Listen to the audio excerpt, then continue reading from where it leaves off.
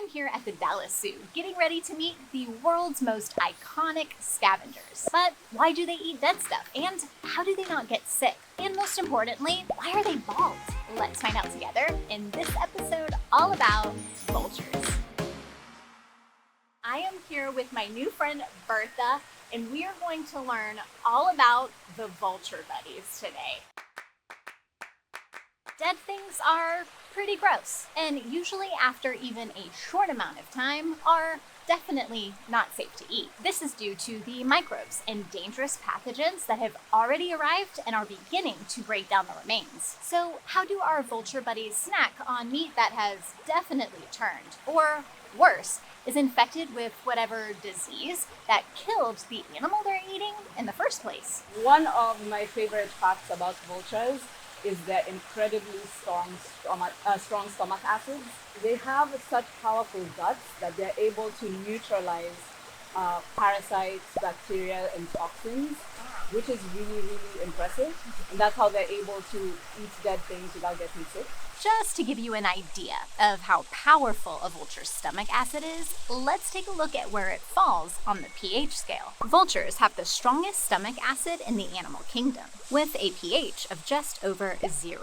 Battery acid falls here on the scale. Battery acid. That means that vultures fly around carrying stomach acid that is 100 times stronger than ours. They also have antibodies against botulism, which is botulitis bacteria found in decaying meat. That would make anyone sick, honestly. Right. Yeah. Yeah. It would take us out. Exactly. And they're like, amazing. Yeah. This might not seem like the most important question of the day, but it's the one that I've just been thinking about. Why are they bald? That's a good question, actually.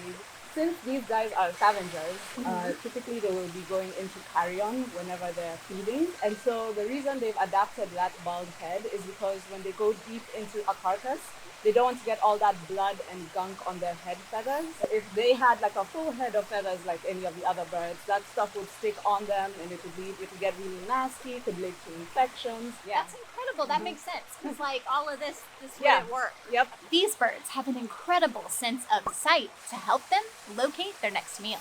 They're able to see a carcass from as far as a mile high. A mile? Yes, and because they can fly, they have very, very long, broad wings to help them soar.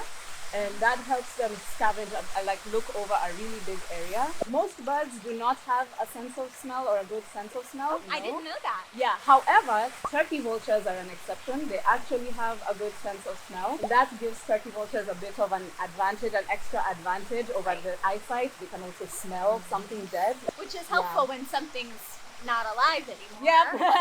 Because there is a smell. Exactly. And I wonder if to the turkey vultures it smells like, I don't know, pudding or something really tasty to exactly. them. Hamburger Yeah. and fries. If you look at them, they have very sharp hooked beaks, very powerful beaks. So that really helps them to get into tough hides and get into carcasses when they're feeding. It's like they're built specifically for getting rid of our trash, so to speak. The stuff that we don't want to deal with, for sure. And they would happily do it. If you're still here, liking this video, let us know. And hit that subscribe button so you never miss an episode. So you'll see them either, they'll be on the ground and they'll stretch out their wings. Why do they do that? Oh, usually if you see them with their wings out, they could either be on a perch or even on the ground. It's usually on a very sunny day. Sometimes it might be after a rainstorm and they're drying out their feathers. Also, even if there's been no rain, you might see them sunning. It does help kill any ectoparasites that might be on their wings and in their feathers. Like Bertha said, the most interesting thing this behavior provides is a sort of non-chemical pesticide. Scientists now believe that short blasts of heat, ultraviolet radiation, or some combination of both, kill the parasite or, at a minimum, dislodge them, making it easier for the vultures to clean them off.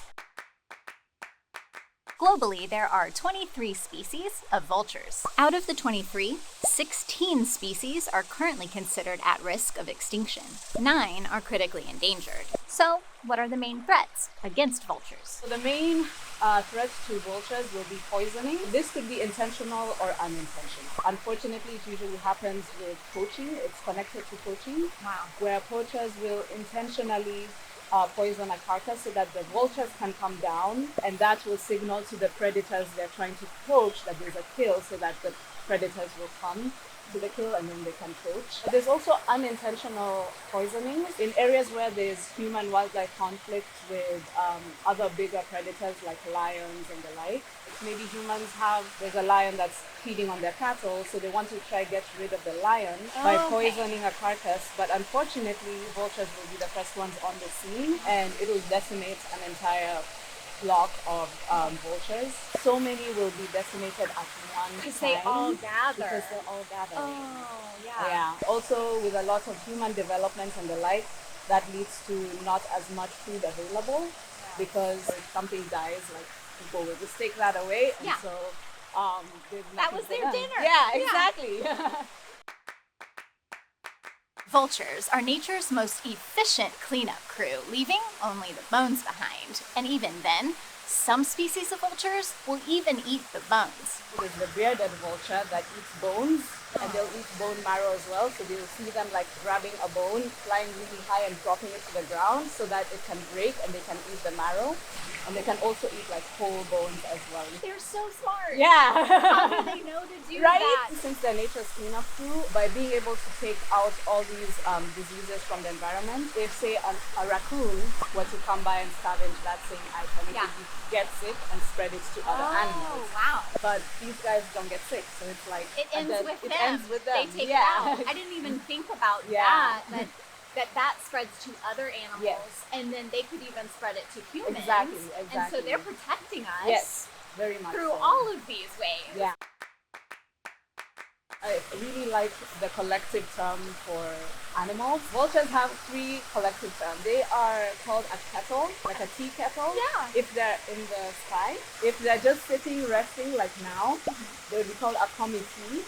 And if they're at a carcass feeding, it's called a wake. A wake? Yeah, a wake of vultures. These are so creative. I understand the wake. Yeah. You know, obviously something isn't with us anymore. Exactly. And then a committee. Yeah. They're all sitting around just like thinking. And I think that's what we're doing right now. Well, with those bald heads, they're so distinguished. Exactly. They're so misunderstood. Yeah. Because they might not be the most fabulous looking, which I disagree. They're gorgeous. I think they're gorgeous. They're so depicted as this ominous, bad omen almost. Right. Yeah. But they do so much. They're so helpful. Yeah. They're our friends. They're taking care of us. Yeah. So the next time you see a vulture buddy soaring high in the sky, remember how important they are for your local ecosystem. And if you want to learn more science, you can check out this video next. And they're staring me down. Yeah. They're like, did you say I was incredible? Like, yeah, we are.